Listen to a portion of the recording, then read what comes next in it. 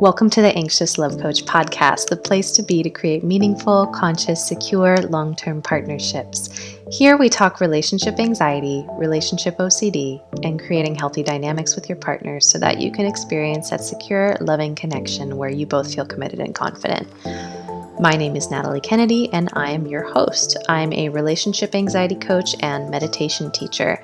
I've had a practice for 8 years working with clients battling anxiety, and after experiencing an extraordinary shift in my own healing relative to relationships, now work to combine my experience as well as my training to help others trust themselves within relationship. I've been to the edge and back with my partner from my own experience with relationship anxiety and have come out the other side. I feel constantly blessed and at ease in my choice of partnership. So I want to pass the tools I've learned along to you to help you trust yourself in relationships while also creating magnetic dynamics with your partner. Our partners are our mirrors designed for our expansion, and the challenges exist to wake us up to ourselves, not destroy our beautiful partnerships. I believe that most mainstream relationship advice today can be a really big source of anxiety and dissatisfaction. So let's jump in and normalize the challenges that we go through, call out the flaws in today's messages about love without being old-fashioned, and awaken our intuition and wisdom. If you haven't yet, be sure to join my community over on Instagram, TikTok, and YouTube at Anxious Love Coach. You can also request a free 30-minute relationship anxiety assessment over on my website at anxiouslovecoach.com. I've got a wonderful relationship anxiety meditation available to you as thanks for subscribing to my email list. Thanks for being here and enjoy this episode. Hello, my dear friend. Welcome back to the Anxious Love Coach podcast. In this episode, we are going to be trying something new. I am hopeful that you have heard about or heard from my co-coach, Sheridan Ruth, who works for Anxious Love Coach and has her own one-on-one practice and helps me in my group programs. She is going to actually have her own episode today, doing something that I have always wanted to do, but actually have not been able to, which is review popular television series and movies, something I have a limitation with for the main reason that I don't actually enjoy watching TV. I'm better than you. Just kidding. That's my spiritual ego. Anyway, she watches a lot of TV shows and films and has a lot of wisdom to share, and I think it would be a very real limitation for her not to jump on and share her thoughts on that from the Anxious Love Coach philosophy. And I also need help running this giant podcast, which so many of you guys listen to. Thank you. So enjoy this episode, and I hope you love it as much as our audience on Instagram loved it. I'm Sheridan, and I'm here right now actually doing an Instagram live on how I met your mother and how it affects our relationships, our anxiety, our relationship anxiety. If you haven't really seen much of me before, or you're still getting to know me, I am the co-coach at Anxious Love Coach. I have been coaching both one-on-one clients and inside of our group programs for over a year and a half. I was one of Natalie's very first clients, and I was exposed to the Anxious Love Coach philosophy. It completely saved both me and my relationship. Now I get to be a part of the programs, and now I get to support people. I have a background as a certified yoga therapist, so a lot of what I do comes from that lens of meditation, energy, and embodiment, and particularly nervous system work. It's so lovely to be here. I have to say, I'm a little bit nervous. I've never recorded a podcast by myself. I've done a live by myself, but this is new for me, and I'm really excited to talk about how I met your mother. So yeah, if you're listening on the podcast, you'll probably hear me refer to like the comments on the live. If you're listening on the live, you can also tell that I'm also recording a podcast right now. So as we get going, I would love to hear, and if you're listening on the podcast, just write to us and let us know your thoughts as well. But if you're on live in the comments, write it here. Have you seen How I Met Your Mother? What do you think about it? Has it ever triggered any type of anxiety for you?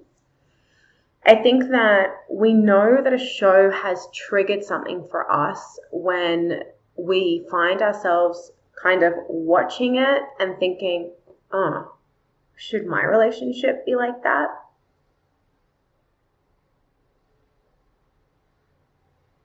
Or we don't have that conscious thought, and we notice that maybe after watching a couple of episodes, we want to like pick a fight with our partner, or we feel kind of like disappointed or hopeless, like, why isn't my sex life like that? Why don't we have inside jokes like that? We can feel like this, one or two things. We can feel kind of just like heavy and like meh about the relationship, or numb about the relationship, or we can feel agitated and anxious and want to like make our partner do something, or want to have like better sex, or like something. We start kind of spiraling in our thoughts. So those are the two things that we kind of know that the show has affected us. How I Met Your Mother is actually my partner Andres's all-time favorite show. He's obsessed with it. He loves it. He sent me a meme yesterday about it, about Ted and Robin. It was really cute. So when I was watching it, I was watching with him. I'd never seen it before. And it was the beginning of our relationship. And I knew how important it was to him. And he saw Ted and Robin as kind of like this amazing relationship. He always really loved them. And same with Marshall and Lily. He was like, wow, they are just like they're an amazing couple. Oh my gosh. Yeah.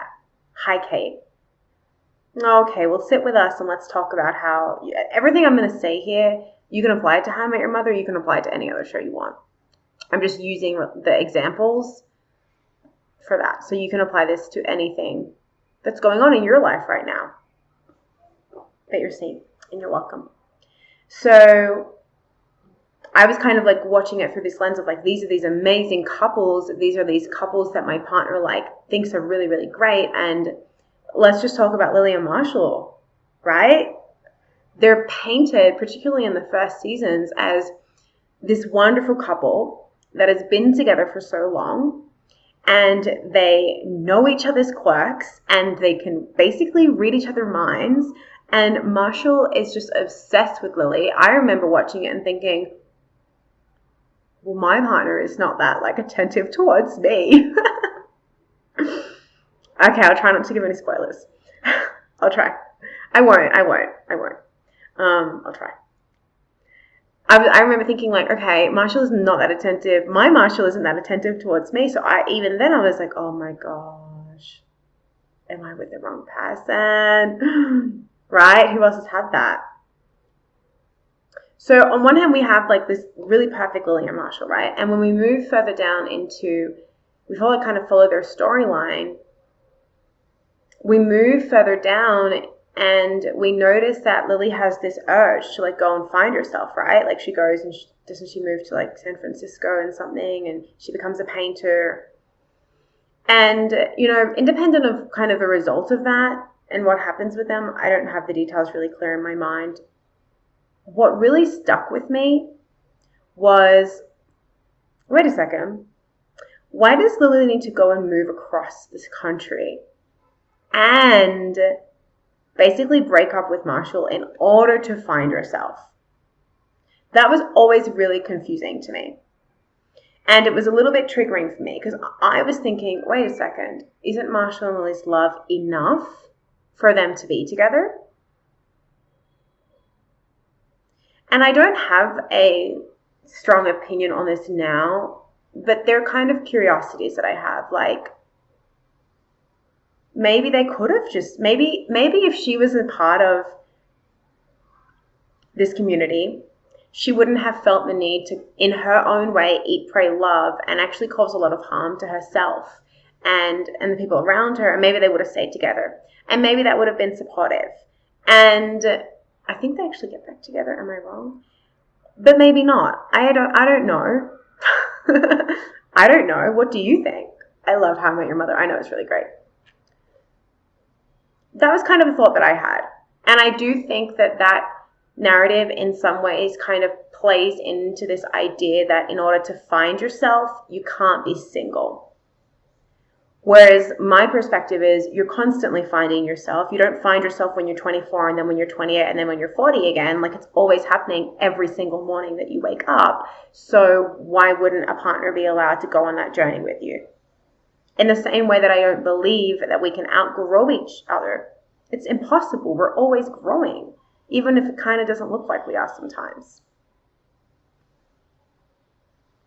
Yeah, I totally understand what they could have made it. So I'm going to read for the podcast. I feel like they could have made it work, even if they had been together while Lily figured her aspirations out. Yeah, probably. And we don't know what would have been the best for Lily if Lily was a real person. So, I mean, it worked for the story arc, right? The other thing that came up was, and I actually wrote some stuff down, Andres got really excited when he heard that I was doing this. He was like, "You're doing How I Met Your Mother for work?" He loved it. I kind of felt like Ted and Robin had a similar effect. Ted and Robin, when they got together, I thought, oh my gosh, of course, this makes so much sense. They're a wonderful couple. They should be together. They're so cute together. They get on so well together. This is perfect. And they had so many really cute moments. And then, like, Robin really came out of her shell and started sharing herself with the world. And she had the mall video. Oh my God, that was so cute. But then they weren't a forever couple. And so I was kind of in that arc. I was like, wow, they're so perfect. And then they seemed to love each other so much and be good for each other in many ways, but it didn't work out. And so then there's like that drop of disappointment. And when I think about what we're learning as we watch them, in the back of our mind, I think the message that we're getting is like, relationships can seem so perfect and so good, but there's still a breakup. There's still disappointment. There's still Robin like drinking whiskey and drowning her sorrows, and Marshall in bed for days. It's almost conditioning us to expect there to be heartbreak when there is love. Now, if there wasn't heartbreak, it probably wouldn't be a very interesting series, and it wouldn't have, I think it's 10 seasons, right? Same with Friends. But we have so many of these messages, and then we have like our parents' messages on top of that it's like, yeah, I can understand why that would be triggering. Because nobody is making a 10-season series that is that entertaining about the couple that got together, didn't have any drama, it was really good, they had really good sex life, they respected each other's boundaries, they knew how to communicate. Voila. No one makes that. What can happen... I just see something. Yeah, okay. What can happen as well is like when we look at, for example, Barney, we have to speak about Barney. So Barney has this non-committal nature. He's like that single guy, that really stereotypical single guy. And he doesn't want to settle down. He sees settling down as almost, especially in the beginning, like a bit of a prison. And I think this speaks to the really subconscious, unconscious fear that a lot of, particularly men, but I'm going to say the masculine inside of all of us, has, that getting really serious in a relationship and committing somehow equals like it's a prison. Like, I'm never going to get out. Like, this is a forever thing. I'm never going to be able to be myself again. Like, have you ever experienced that feeling of, oh my gosh, I have to really commit to this one person, and then what's going to happen?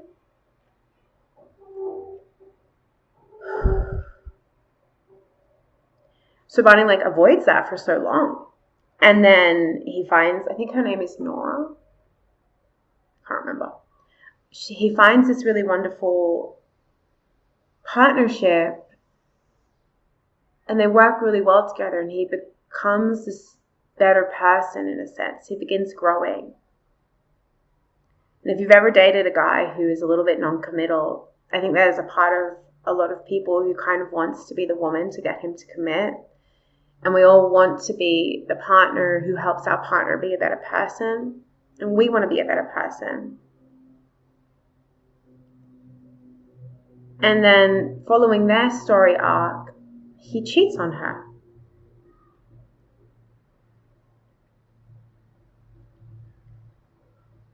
And there are so many of us out here or out there who really have a fear that they're going to hurt their loved one and cheat on them. They feel, or maybe you feel, that being attracted to somebody is bad, to somebody who's not your partner who's bad, or that you're never going to be able to express yourself sexually the way that you want in a long-term partnership. And so you might cheat. And then there's the flip side of the argument that there's a small part of me that says, is it possible that Barney was cheating because he wasn't ready to be with her? It was too close, and so he needed to create space and distance and sabotage it. When we think about Barney's upbringing and all of the chaos with his mom, we know that maybe he should be in therapy or coaching, right? And it's really easy to look at that and make it mean something about you. I'm non-committal. I have trouble committing, therefore I'm going to cheat on my partner. I'm going to sabotage the relationship because I have avoidant tendencies.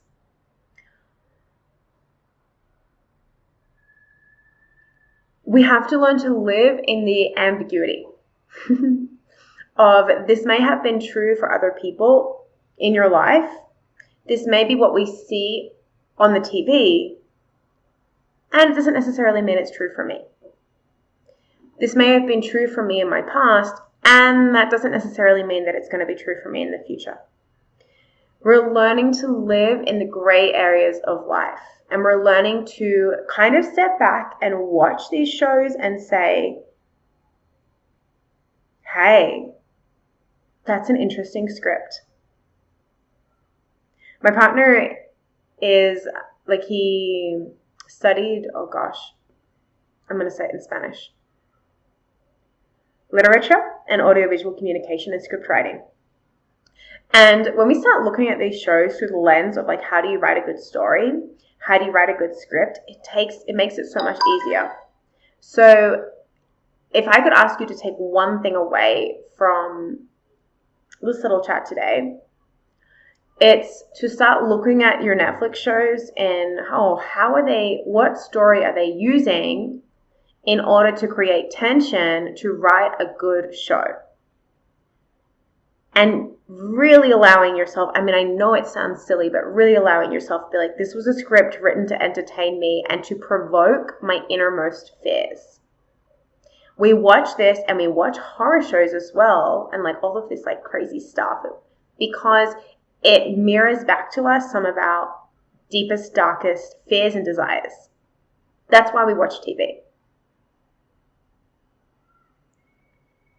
It's entertaining. And we can't role play many of those things in our own life, right? So there's probably the other part of us, and maybe it's you who's listening, who's I loved watching Lily break up with Marshall. I loved watching Barney cheat. I loved watching Barney be so non-committal because I am living through them vicariously. Maybe try doing that as well. I'm so happy that you like it. I like it too. So there's that.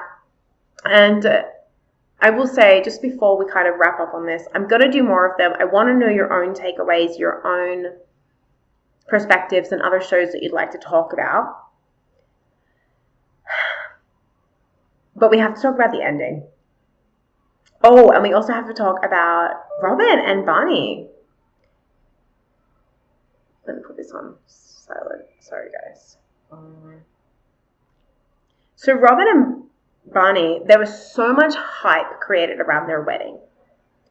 It was another moment where you kind of looked at them and you're like, this is it. This is it. Happy ending. This is amazing. They're the couple. It's so beautiful. Oh my gosh, I'm so happy. This is beautiful. Yes. And they get married and they have this fairy tale wedding in a sense. And it's really like, who are these two people? And they're coming together and they're being their best selves. And there's that, once again, there's that sense of tension. Like, this is it. And then they break up. And then they get a divorce. So if you're getting married right now, maybe you're engaged, maybe you're feeling into what that might feel like in your life. And we just take that example of understanding that getting married isn't a guarantee, which is the message that I receive when I watch that. Kind of the message and the belief that my brain wants to create is that getting married isn't a guarantee and you can get divorced. In fact, it might actually be more painful to get married because then you're getting divorced, you're not just breaking up. That's the message that we might perceive. Good script writing, but also very disempowering for a lot of us. That's when we have to begin witnessing ourselves, witness the show.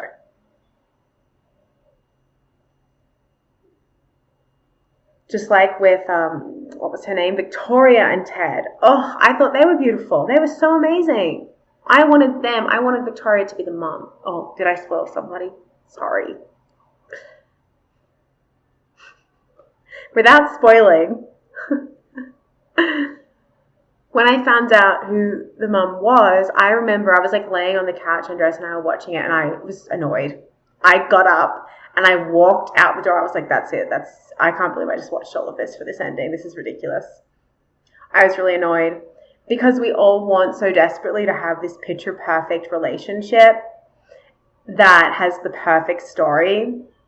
And when I look at this through one of the lenses that I look at the ending through as a relationship anxiety coach is that ending may actually be very empowering because it teaches us that everything doesn't have to be perfect in order for it to feel really good and have like a nice ending in a sense. That we don't necessarily have to always tick the boxes and things don't have to go as we expected them to or as we want them to for us to be able to have that moment, that we're all really looking for as like grandparents sitting and telling our kids or our grandchildren about our great love life. My heart gets warm when I think of that. There's that romantic inside of me that is so excited. I don't know what will happen in the rest of my life, but I'm looking forward to the day where I can sit my kids down and sit my grandchildren down and be like, hey, this is what love was like for me. The same way that Ted did. And it's really sweet and really beautiful. And there are a lot of things that we have to learn and a lot of skills that we need to master, I believe, for many of us, in order to get there and to create that. And it's all within our control. And you're here today because you're on that path and you're moving to it and you're getting closer and you keep going. So as we move on that path, Natalie and I are here to support you. I am here to support you. I have a sense that you'll be seeing a little bit more of me inside of Anxious Love Coach, the podcast, lives, etc. over the next few months. We have a very, very, very, very, very exciting thing that we are sharing with you soon. The first place it is going, it's all ready and we're so excited to share it. We just haven't had that intuitive kick of okay, now is the time. So when we have that intuitive kick of okay, now is the time, probably I'll have a dream about it or Natalie will be doing Taekwondo and message me about it. We are going to share it on the podcast first. So you want to make sure that you are subscribed to the podcast so that you can be the first to know about this secret little announcement. This announcement is particularly for you if you have enjoyed our work and you are not woman identifying. This particular announcement is for everyone, regardless of what's happening with your genitals or with your gender identity. It's for everyone. So go ahead, subscribe to the podcast. Let me know in the comments, what do you think about How I Met Your Mother? What takeaways do you have? What do you feel like when you watch Netflix shows? What do you try to keep in mind? And what other shows should I do next? Let me know. Lots of love to you all. Speak to you soon. If you love Anxious Love Coach, please leave us a review. Every month, I will be choosing one review, posting the username on my Instagram page, and offering that person a personalized voice message response to any question of their choice via private message. Thanks for listening to the Anxious Love Coach today. If you enjoyed this episode, please be sure to hit the subscribe button, leave a review, and follow me on Instagram, TikTok, and YouTube. Please also subscribe to my email list at anxiouslovecoach.com as I'm trying to reduce my reliance on social media. In exchange, you'll receive my free relationship anxiety meditation and a ton of information that I won't share to the general public about my personal challenges and learnings within relationship. If you would like to work with me and or my co-coach, head on over to my website and click Start Here. Thanks for listening and catch you in the next episode.